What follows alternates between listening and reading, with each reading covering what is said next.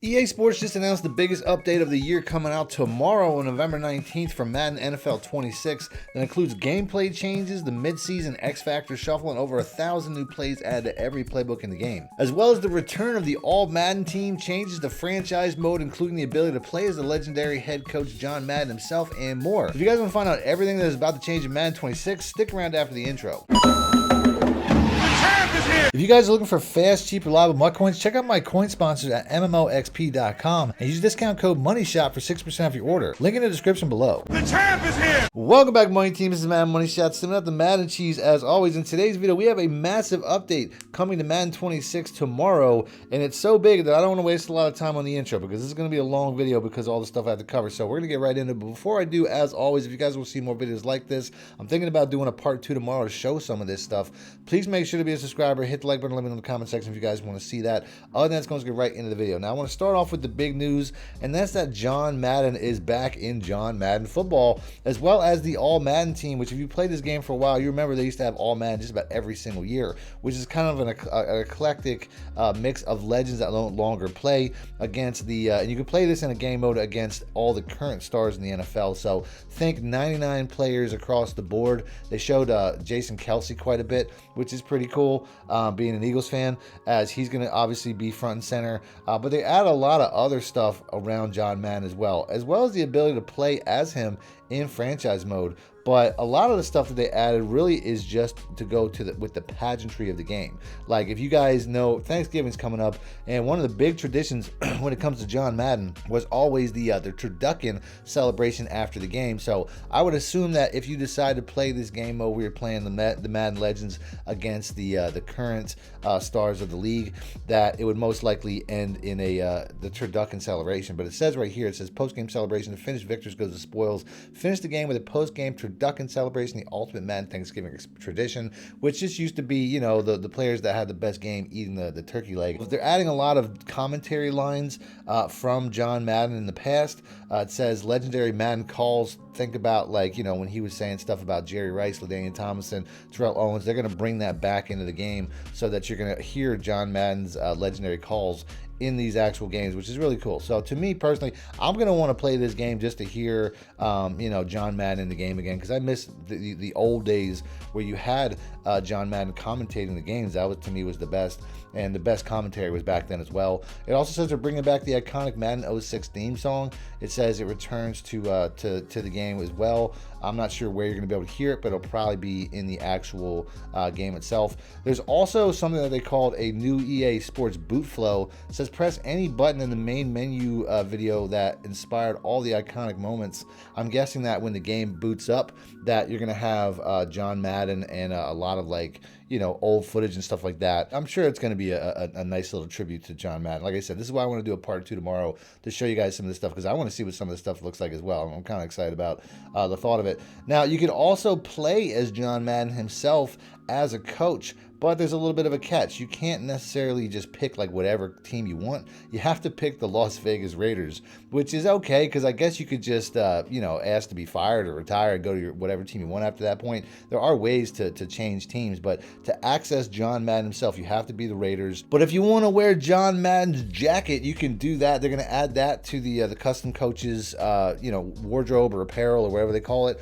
They also have some new archetypes to go along in franchise mode when it comes to Madden. It says, to honor Coach Madden's impact on the game, we've introduced a brand new coach archetype called Master Motivator. This is inspired by Madden's unmatched passion and leadership. This archetype features 7 new abilities, 2 unique play sheets, and 2 all-new playbooks. And then they go over some of the abilities as far as how they could affect your team. Some of them look kind of overpowered. You got Boom, run it right at them, which it says boosts the offensive line, helping the run game. You also have Make 'em Cover It All, which boosts offensive play action, pass game, and wide receivers.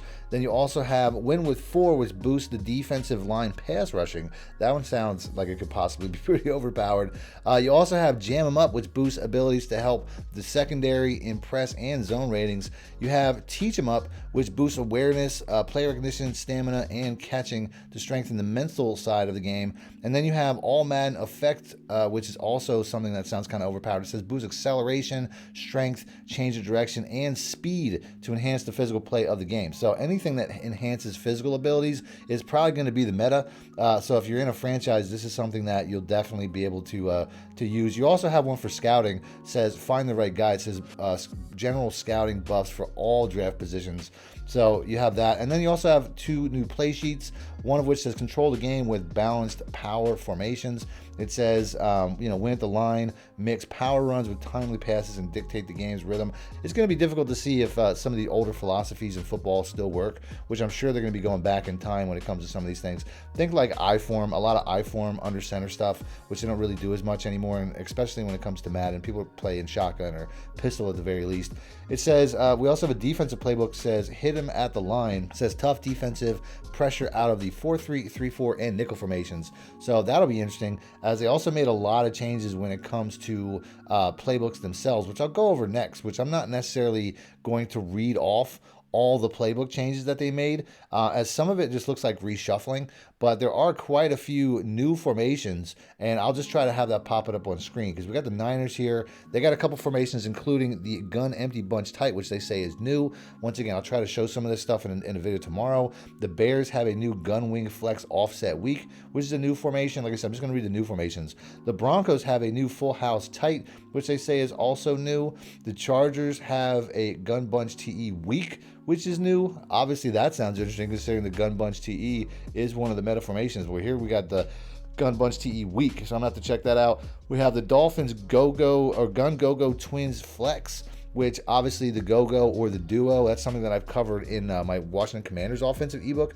This is basically we have 2 backs right next to each other in almost what looks like a pistol formation. It's something out of college that they brought over. Well, there's the new one that's called the twin flex, so that'll be interesting. The Eagles have 2 new formations, the gun wing and the single back deuce. And then the Falcons have the pistol doubles Y off stack, which is a new formation. The Giants have a gun split Y off close new formation. And then we also have a return of the gun bunch weak from the Jaguars, or the gun bunch TE weak, which I just talked about in the obviously the Chargers. We have the gun wing tight flip in the Jets, new formation. The Lions have 3 new formations, the gun bunch Y trips, and then they have the Maryland series out of college football, the Maryland I close, the Maryland I tight. These are basically like goal line backs, or like goal line formations. Gun split Y off close is new in the Packers. The gun U off trips flex is new in the Raiders, which is something that sounds like a formation I might want to check out, because I actually use something similar in the Commanders a lot. The gun bunch TE weak is also in the Saints, as well as the strong wing close, which is new. The Steelers gun wing trips weak nasty, which is new. And I skipped over the Seahawks here. It says the weak wing for the Seahawks is new. We got the gun bunch Y trips for the Titans. Anytime you hear bunch, that usually means a pretty good formation. And then Banker's Dimes got a whole bunch of new formations as well, which the gun doubles flex, the gun normal Y off week, and the gun trio halfback week, and the gun Y trips week, which I think, obviously filling out that playbook. And then it also says that there was 280 new plays that are coming as well, pulled right from the real NFL season. I'll show you guys a screenshot of that, as I'm not going to read every individual play, because that would just make this video take too long. But like I said, in tomorrow's video, I'm going to try to touch on that. But you can see there's quite a few here where they're suggesting that pretty much all of them were touchdowns scored within a regular season game using these plays, which is pretty cool. Now, they did add a couple of different defenses as well, but they're all basically load mugs or double mugs. So we basically have, the meta is going to be extended, as they're going to add these formations that they're creating here to a lot of different playbooks. As you can see here, we got the nickel load double mug, the 2-4 load double mug, and the 3-3 load double mug, which is really just, they're all going to be the same thing, just with different personnel. They also shuffled around some of the defensive playbooks, which once again, I'm not going to read all these off, but I'll have them on screen. So if you see your favorite team here, obviously there's been some changes to your favorite playbook. Now, another thing that's changing big time is the mid-season X Factors, which is something I've been waiting for a while, as we have some new X Factors for quite a few deserving players, starting off with Puka Nacua, who's got double me X Factor now, as well as short in elite and mid in elite and route technician. So he's going to be overpowered just as much as he should be. We got Baker Mayfield, who's got brick wall X Factor, pass lead elite, inside deadeye, and gutsy scrambler. Jonathan Taylor has the new X Factor freight train, armbar, tank and closer. And then you got Dak Prescott, who's having a really good year as well. X Factor, run and gun, anchored extender, gutsy scrambler, inside deadeye. I already thought he had an X Factor. Either way, we got Jackson Smith and Jigba, who definitely is having a monster year. He's got double me now, deep out elite and mid out elite. And then Jahmyr Gibbs, who has first one free, evasive, and human joystick. Now, as far as new superstars, you have Jared Goff, who's got pocket deadeye. Tyler Warren, who's got mid out elite and short out elite. Jake Ferguson's got mid in elite and short out elite. You got Matt Stafford, who has set feet lead. I don't. Matt Stafford didn't get an X Factor, or that's crazy. He's the current MVP runner or front runner, I think.